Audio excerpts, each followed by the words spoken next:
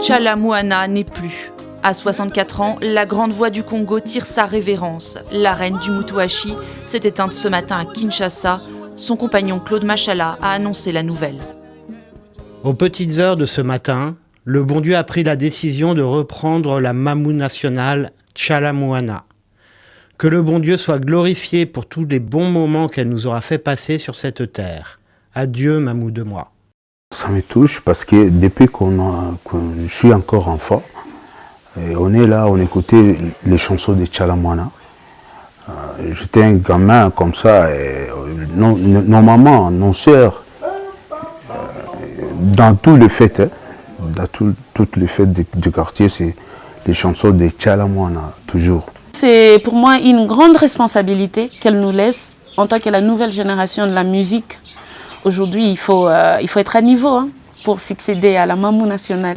La Mamou nationale, la fierté d'un pays, le sien. La RDC perd une de ses plus flamboyantes artistes, ambassadrice hors pair de la musique congolaise, ayant propulsé les mélodies Mutuashi, du Kasaï de ses origines, au panthéon des rythmes africains.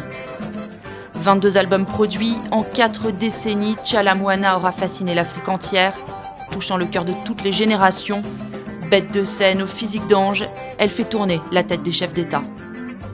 Un répertoire puisé dans le folklore Mutuashi, son qu'elle exporte en Côte d'Ivoire, c'est dans ce pays plaque tournante des talents africains que sa carrière décolle, une ascension à laquelle assiste Yves Zogbo, animateur star de l'époque.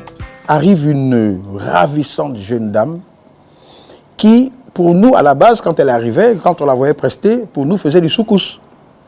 Et là, elle a commencé à se départir des autres et à nous faire comprendre, à nous apprendre à connaître cette danse qui nous arrive de RDC que l'on appelle le Mutuashi. De cette période ivoirienne naissent de nombreux tubes comme Chibola, le premier d'une longue liste.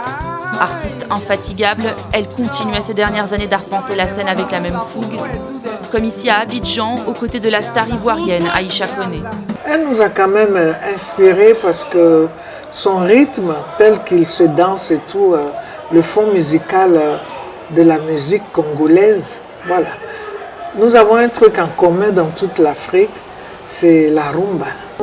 Comme de nombreux artistes africains, Aïcha Koné s'est rendue à Kinshasa pour un dernier adieu à la reine du Mutuashi.